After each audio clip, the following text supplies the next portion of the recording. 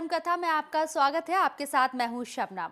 भारत को संत महात्माओं की भूमि कहा जाता है, जिन्होंने जहां जहां तपस्या की या रहे उसे स्वर्ग से भी पावन माना गया। हिंदू मान्यताओं के अनुसार इन ऋषियों के तप का प्रभाव ऐसा था कि इनके क्षेत्र में शेर और बकरी एक ही घाट पर पानी पीते थे। आज हम बात कर रहे हैं ऐसे ही एक महर्षि भृगु की।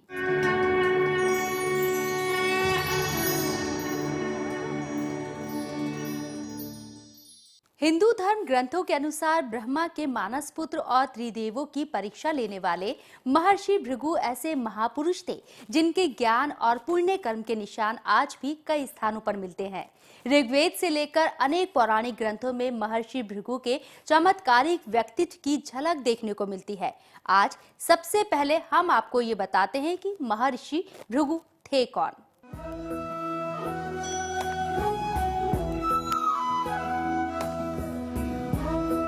प्रोटोइलामाइट सभ्यता के शोधकर्ता सर जॉन मार्शल और अमेरिकी पुरातत्वविद डॉक्टर डी टेरा ने जिस सुमेरु क्रेटन सभ्यता हिटाइन खत्ती को मिस्र की मूल सभ्यता बताया है, वो 7500 ईसा पूर्व की है।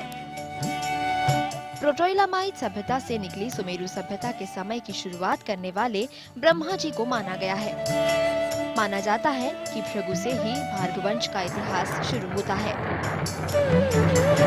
पौराणिक कथाओं में महर्षि भृगु आकाश के सप्तऋषि मंडल के एक ऋषि हैं। माना जाता है कि सावन और भाद्रपद में वो भगवान सूर्य के रथ पर सवार रहते हैं। पुराणों के अनुसार महर्षि भृगु की 2 पत्नियां थीं। पहली पत्नी हिरण्यकश्यप की पुत्री दिव्या के 2 पुत्र हुए, शुक्राचार्य और विश्वकर्मा, जबकि महर्षि भृगु की दूसरी पत्नी ऋषि पुलोम की पुत्री पौलमी थी।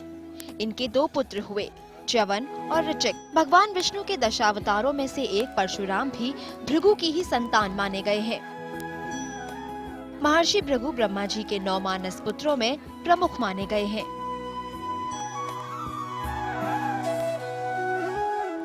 हिंदू पुराणों में समस्त संसार को महर्षि भृगु का आभारी माना गया है, क्योंकि पृथ्वी पर सबसे पहले आग का परिचय इन्होंने ही कराया था। ऋग्वेद में वर्णन है कि उन्होंने मातृश्वन से अग्नि ली और उसको पृथ्वी पर लाए। किंतु आज के संदर्भ में इसका अर्थ निकाला जाता है कि भृगु ऐसे महान वैज्ञानिक थे जिन्होंने सबसे पहले पृथ्वी से अग्नि का परिचय कराया। यही कारण है कि पारसी लोग भाई महर्षि भृगु को अथवन के रूप में पूजा करते हैं। भृगु को संजीवनी विद्या शुरू करने वाला भी माना गया है। माना जाता है कि वो ही संजीवनी बूटी के खोजकर्ता थे, जो मरे हुए प्राणी को भी जिंदा करने में सक्षम थी। पौराणिक कथा के अनुसार एक बार मुनियों की इच्छा ये जानने की हुई कि ब्रह्मा, विष्णु तथा शिव इन देवों में सर्वश्रेष्ठ कौन है। मतभेद हो गया कि इन त्रिदेवों में कौन महानतम है। भृगु जी के यहाँ भी यह बात पहुंची तो उन्होंने समस्त ऋषि महर्षियों को बुलाया और बुला करके और कहा कि भाई इस पर आप लोग अपना एक मत हो जाइए। लोगों ने कहा कि नहीं, ऐसे नहीं होगा, आप इनका परीक्षण कीजिए और आप जो कहिएगा उसको हम सब लोग मान लेंगे। माना जाता है कि त्रिदेवों की परीक्षा के लिए महर्षि भृगु सबसे पहले भगवान शंकर के पास कैलाश पर्वत गए। उस समय भगवान शंकर अपनी पत्नी सती के साथ थे, इसलिए नंदी आदि शिवगणों ने महर्षि को प्रवेश द्वार पर ही रोक दिया। इससे नाराज होकर महर्षि भृगु अपने पिता ब्रह्मा जी के पास गए। वहाँ भी सम्मान न मिलने पर महर्षि विष्णु लोक चले गए। पौराणिक मान्यता है कि उस समय विष्णु जी सो रहे थे। ऋषि भृगु को लगा कि विष्णु सोने का नाटक कर रहे हैं, इसलिए उन्होंने अपने दाहिने पैर से विष्णु की छाती पर वार कर दिया। इस पर विष्णु जी ने महर्षि का पैर पकड़ लिया और पूछा कि भगवान, मेरे कठोर छाती से आपके कोमल चरण में चोट तो नहीं लगी। विष्णु जी ने भृगु ऋषि से ये भी कहा कि ब्राह्मण देवता, आपने मुझ पर बड़ी कृपा की, इसलिए आज से आपके पैरों के निशान मेरी छाती पर सदा के लिए अंकित रहेगा। भविष्य में जब भी मेरा अवतार होगा, मैं आपके इस चरण चिन्ह से ही पहचाना जाऊंगा। महर्षि भृगु विष्णु जी के इस कथन से लज्जित भी हुए और प्रसन्न भी। जाहिर है उन्होंने भगवान विष्णु को त्रिदेवों में श्रेष्ठ सतोगुणी घोषित कर दिया। लेकिन पुराणों के अनुसार विष्णु जी की भार्या लक्ष्मी जी इस घटना से बेहद क्रोधित हुईं और उन्होंने श्राप दे दिया कि वो ब्राह्मणों से हमेशा दूर रहेंगी। भृगु ऋषि के क्षमा याचना करने के बाद भी लक्ष्मी जी ने श्राप को वापस नहीं लिया, लेकिन भृगु ऋषि को ज्योतिष विज्ञान की पुस्तक भृगु संहिता लिखने को कहा। इसी के साथ ब्राह्मणों को ज्योतिष ज्ञान के आधार पर अपना और अपने वंशजों का जीवन बिताने का रास्ता मिला। इससे महर्षि भृगु का मन दुखी हो गया तो भगवान विष्णु ने भृगु को एक मृगछाल दी और कहा कि मुनिवर, आप इस पर सवार हो जाएं। ये मृगछाल आपको आकाश मार्ग से ऐसे स्थान पर ले जाएगी जहां तप करने से आपके मन को शांति मिलेगी और सारे संताप नष्ट हो जाएंगे। पुराणों के अनुसार वो मृगछाल जिस स्थान पर रुकी वही कालांतर में भृगु क्षेत्र कहलाया। भृगु तपस्थली तथा भृगु आश्रम के निशानों के साथ आज भी वाराणसी से पटना के बीच बलिया के नाम से जाना जाता है।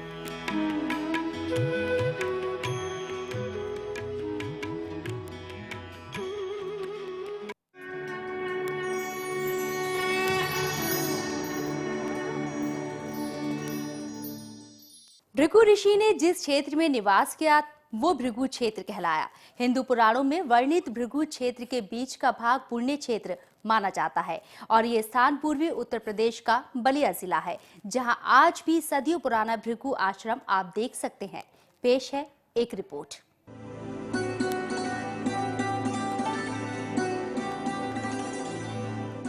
ये है आदिकाल के महर्षि भृगु की कर्मभूमि, जिसका जिक्र कई हिंदू ग्रंथों और पुराणों में मिलता है। महर्षि भृगु ने आज के उत्तर प्रदेश के बलिया जिले में इस भूभाग पर आने के बाद जो धार्मिक और सामाजिक परिवर्तन किया, उसे आज भी उनके वंशज और स्थानीय लोग भूले नहीं हैं। इन्होंने स्थानीय जंगलों को साफ कराया, लोगों को खेती करना सिखाया और यहाँ गुरुकुल की स्थापना करके लोगों को पढ़ना लिखना सिखाया।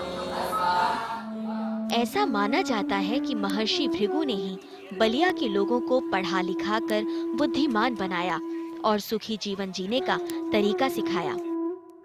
महर्षि भृगु के नाम से जाने जाने वाला ये क्षेत्र आज तक उनके नाम से इसलिए भी महिमामंडित है क्योंकि यहीं रहकर उन्होंने ज्योतिष के महान ग्रंथ भृगु संहिता की रचना की थी। ऐसा माना जाता है कि महर्षि भृगु ने वरुण देवता के उपदेश से प्रभावित होकर कठोर तप करके ब्रह्म ज्ञान प्राप्त किया था। वो ज्योतिष, आयुर्वेद, शिल्प विद्या, विज्ञान, दर्शन शास्त्र आदि विद्याओं के उच्च कोटि के ज्ञाता थे। महर्षि भृगु के लिखे मुख्य ग्रंथों में भृगु स्मृति, जिसे आधुनिक मनुस्मृति कहा जाता है, भृगु संहिता ज्योतिष, भृगु संहिता शिल्प, भृगु सूत्र, भृगु उपनिषद और भृगु गीता प्रमुख हैं। पद्म पुराण के अनुसार महर्षि भृगु ने लगभग 1000 वर्ष तक हिमालय के जंगलों और पहाड़ों में होम का धुआं पीकर कठोर तपस्या करके भगवान शंकर की आराधना की थी, जिससे प्रसन्न होकर स्वयं शिव ने ये संजीवनी विद्या भृगु को प्रदान की थी। इसके अलावा महर्षि भृगु का उल्लेख महान धर्मज्ञानी के रूप में भी मिलता है। देवी भागवत के चतुर्थ स्कंद विष्णु पुराण, अग्नि पुराण और श्रीमद् भागवत के अनुसार महर्षि भृगु ब्रह्मा के मानस पुत्र थे। ऐसी मान्यता है कि देवासुर से भागकर कुछ राक्षस महर्षि भृगु के आश्रम चले गए थे और उनकी पत्नी ख्याति से सहायता मांगी थी, जो स्वयं योग शक्ति से संपन्न एक तेजस्वी महिला थी। दैत्यों ने माता ख्याति से कहा था कि देवासुर संग्राम में भगवान विष्णु की सहायता से देवताओं ने भीषण मारकाट मचाई है, जिससे पूरी दैत्य जाति का अस्तित्व मिट सकता है। ऐसे में क्या एक माँ अपने संतान को शरण नहीं देगी? दैत्यों की इस पुकार को सुनकर भृगु ऋषि की पत्नी ख्याति ने उन लोगों को अपने घर में शरण दी थी। तभी उन दैत्यों को ढूंढते हुए देवतागण के साथ स्वयं भगवान विष्णु भी वहां पहुंचे थे। उन्होंने ख्याति से दैत्यों के बारे में पूछा तो उनका जवाब था कि दैत्य अंदर हैं और मैं अपने शरणागत को उनके शत्रुओं के हवाले नहीं कर सकती। ख्याति के ऐसे दृढ़ वचन सुनकर भगवान विष्णु को गुस्सा आ गया था और उन्होंने सुदर्शन चक्र से पहले ख्याति का सिर काट दिया था और फिर दैत्यों का संहार कर दिया था। कहा जाता है कि भगवान विष्णु के ऐसा करने से भृगु ऋषि ने बेहद क्रोधित होकर उन्हें श्राप दे दिया कि आपको मनुष्य योनि में जन्म लेकर जीवन का एक भाग पत्नी वियोग में काटना पड़ेगा। इसके बाद महर्षि भृगु ने अपनी पत्नी ख्याति को अपने योग बल से जीवित कर दिया था। महर्षि भृगु के बारे में स्वयं भगवान श्री कृष्ण ने श्रीमद् भगवद गीता में कहा है, महर्षि नाम भृगुरहम, अर्थात महर्षियों में भृगु मैं ही हूँ। इसीलिए महर्षि भृगु के ईश्वर स्वरूप की मान्यता हिंदू धर्म में वर्णित है।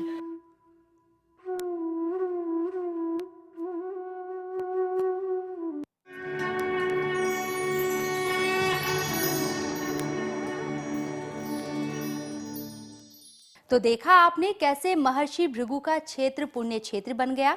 महर्षि भृगु के बारे में बातें और भी बताएंगे आपको, लेकिन एक छोटे से ब्रेक के बाद।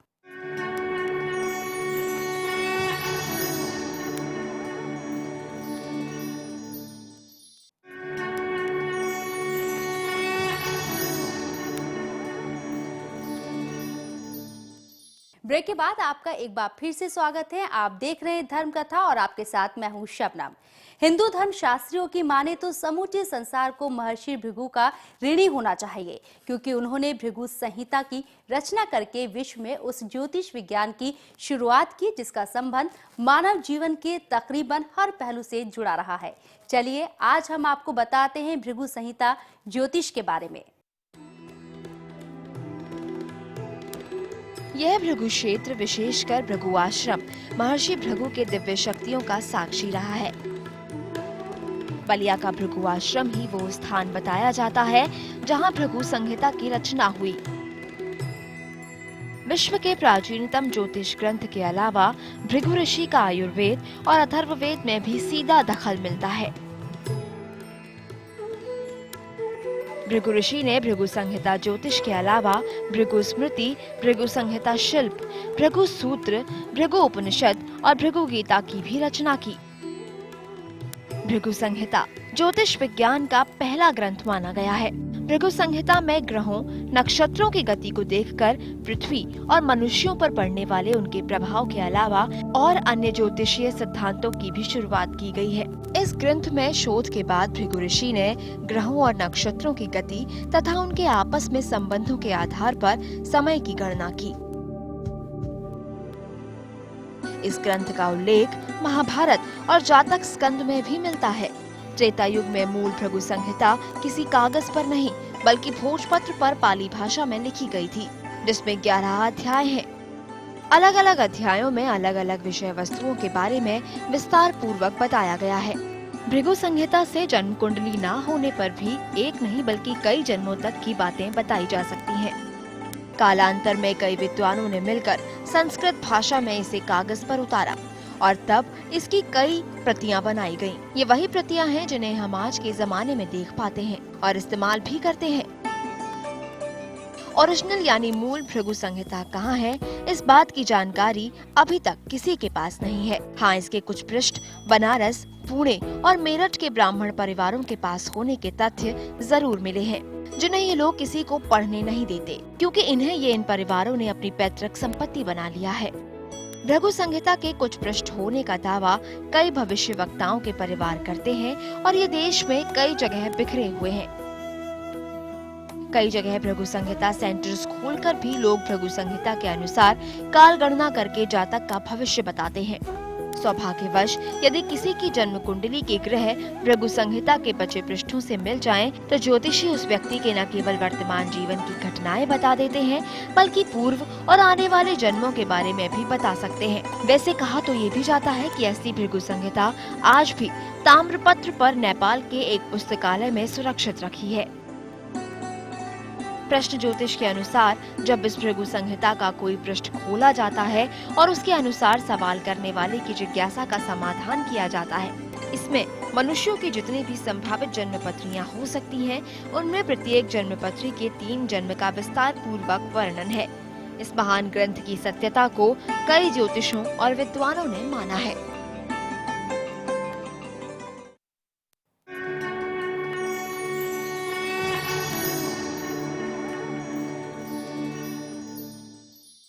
भृगु का अर्थ है प्रकाशमान यानी पापों का नाश करने वाला। भृगु ऋषि हर कालखंड में अपने महान कार्यों से याद किए जाते रहे हैं। हम आपको बताते हैं भृगु ऋषि की वो महिमा जिससे उन्हें देवत्व की प्राप्ति हुई और वो क्षेत्र पूजा और श्रद्धा का केंद्र बन गया जहां भृगु ने निवास किया।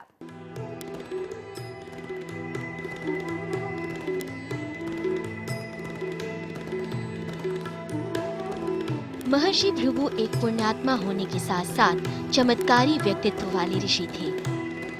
ये इनके दिव्य ज्ञान का ही असर है कि समस्त संसार इनका एहसानमंद कल भी था और आज भी है और कल भी रहेगा। फिर चाहे वो अग्नि को पृथ्वी पर लाने के लिए हो या फिर संजीवनी बूटी की खोज करने के लिए हो। ये महर्षि भृगु की महानता ही थी कि उनके शिष्य भी सिद्ध पुरुष कहलाए। पद्म पुराण के अनुसार एक बार महर्षि भृगु ने ध्यान की अवस्था में समय की गणना करके गंगा को सिमटते देखा। उन्होंने देखा कि कुछ समय बाद गंगा की धारा जल के अभाव में सिमट जाएगी। तब उन्होंने अपने प्रिय शिष्य दर्दर को अयोध्या जाकर सरयू की धारा को भृगु क्षेत्र लाने को कहा।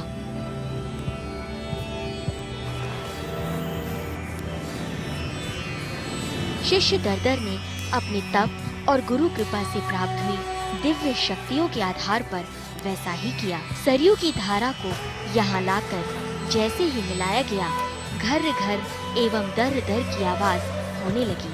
तभी से भृगु ऋषि ने सरयू नदी का नाम घाघरा रख दिया। महर्षि भृगु ने अपने शिष्य दर्दर की गंगा और सरयू के संगम से प्रसन्न होकर जो यज्ञ किया था, उस यज्ञ की परंपरा को महामुनि दर्दर के बाद ऋषि मुनियों ने जारी रखा, जो आज भी ददरी मेले के रूप में कायम है। महर्षि ने समाज कल्याण के लिए एक विशाल यज्ञ का आयोजन कराया था। इस यज्ञ में महर्षि भृगु ने संपूर्ण भारतवर्ष के ऋषि मुनियों, देव, दैत्य, दानव, यक्ष, गंधर्व, रंक, भूपति आदि को सादर आमंत्रित किया गया। पूरे 1 माह तक चले इस विराट महायज्ञ में भारी जन समागम हुआ। इस महायज्ञ का समापन कार्तिक पूर्णिमा की उस तिथि को हुआ जब सूर्य ग्रह ने तुला राशि में रह भू इस क्षेत्र को ऊर्जा से भर दिया था। कहा जाता है कि विष्णु की अध्यक्षता में विश्व के सारे देवता, इस ब्रह्मांड के सारे देवता उस दिन इस भृगु क्षेत्र में निवास करते हैं। हजारों वर्ष की काशी का स्नान, सैकड़ों वर्ष का अयोध्या का स्नान और एक दिन गंगा में भृगु क्षेत्र में कार्तिक पूर्णिमा को स्नान का समान फल बतलाया गया है, ऐसा पद्म पुराण की मान्यता है।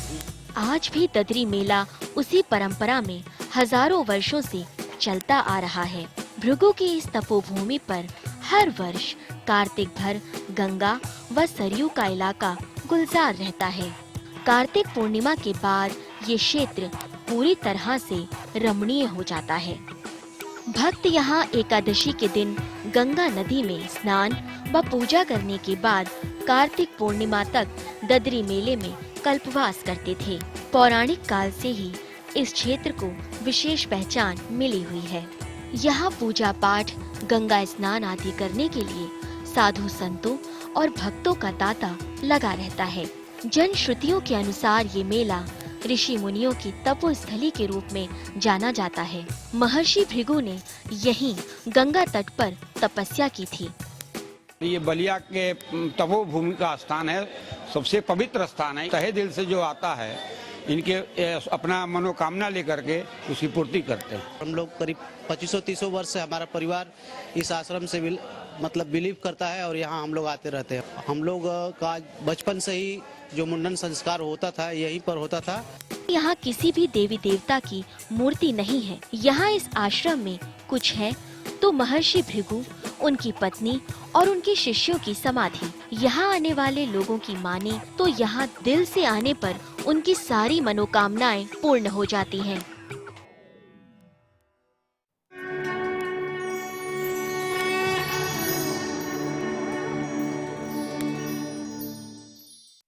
आज की धर्म कथा में हमने आपको महर्षि भृगु से जुड़ी अनेक बातें बताई।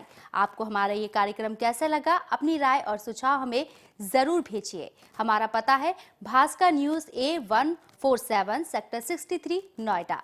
हमारा ईमेल आईडी है dharmkatha@bhaskarnews.org और हमारा फोन नंबर है 180030002530।